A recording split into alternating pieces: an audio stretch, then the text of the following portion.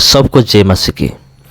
मेरे प्यारे भाई और बहनों, आप लोग ज़रूर समझ गए होंगे थंबनेल देखकर कि आज की वीडियो में हम क्या डिस्कस करने वाले हैं, या फिर आप कह सकते हैं कि आज की वीडियो में हम क्या देखने वाले हैं। जी हाँ मेरे प्यारे भाई और बहनों, योना नाम का एक नबी था। बाइबल में लिखा गया है योना, उसका चैप्टर 1 में लिखा गया है, 1-2 में लिखा गया है योना को कैसे एक मछली निगल लिया, और चैप्टर 2 में लिखा गया है कैसे वो मछली फिर से योना को अपने मुंह से निकालकर बाहर फेंक दिया। मेरे प्यारे भाई और बहनों, ये कैसे हुआ आपको अच्छी तरह से पता है। तो चैप्टर 1 वर्स 1 में लिखा गया है ये जो योना था ये अमितो का पुत्र था।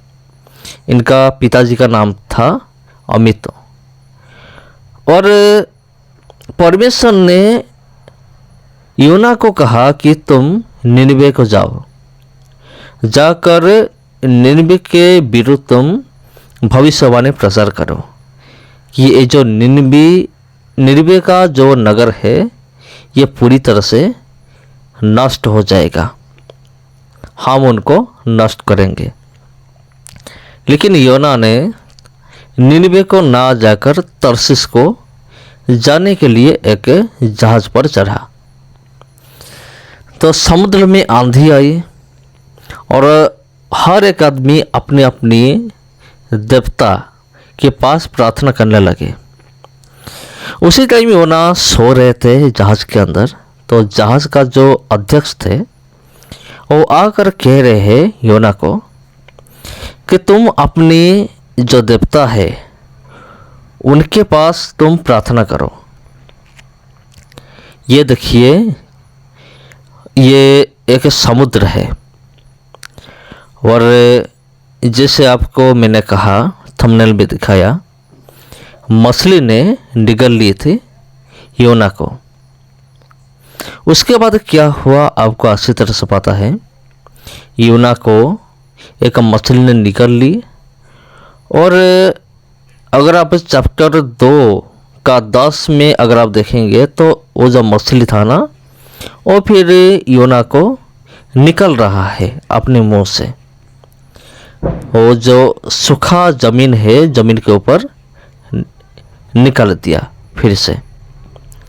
तो यहाँ एक हिस्टोरिकल फैक्ट पता चलता है।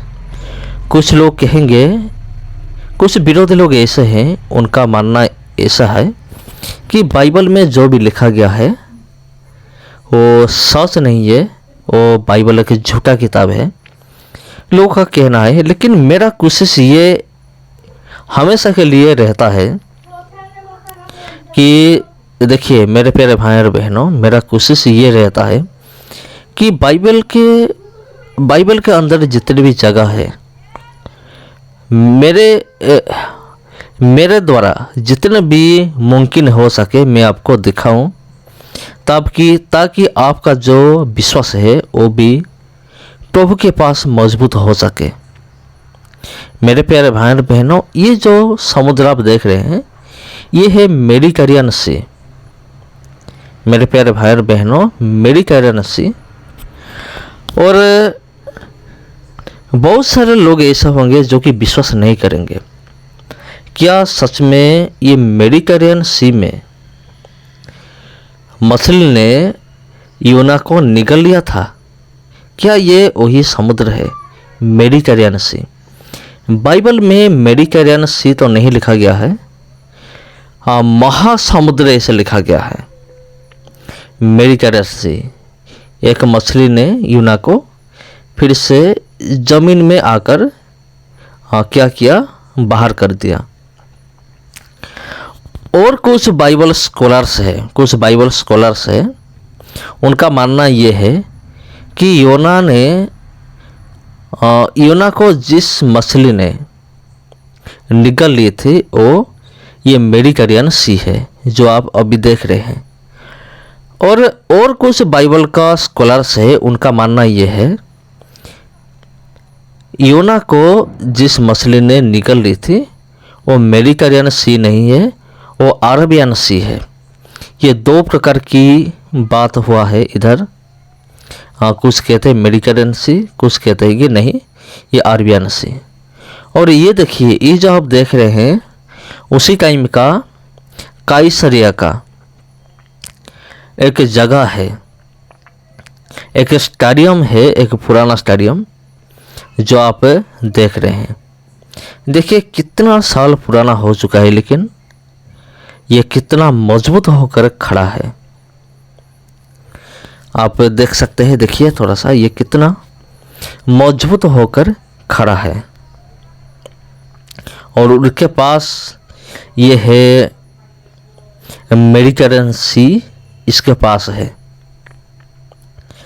तो उसी टाइम जो राजा महाराजा थे वो इस तरह का जो पैलेस है वो बनाते थे, बहुत सुंदर सुंदर घर बनाते थे, राजमहल बनाते थे, जिनका कुछ अंश आज भी मौजूद है। उसको देखकर हम पता लगा सकता है। देखिए हमारा जो बाइबल है ना वो कितना सच है, कितना एक्यूरेट है। ये काइसरिया का एक जगह है जो आप देख रहे हैं। ये जो समुद्र आप देख रहे हैं ये मेडिटेरियन सी है। मेरे प्यारे भाई और बहनों, तो जो कुछ भी हो, बाइबल एक सच्ची किताब है। बाइबल में जो कुछ भी लिखा गया है और सारे के सारे सच ही है। जब योना को बोला गया, पूछा गया तुम कौन हो, योना ने उत्तर दिया कि मैं एक इब्री हूँ और जो परमेश्वर पूरा ब्रह्मांड को बनाया वो परमेश्वर का मैं दास हूँ और मैं उनको भय करता हूँ।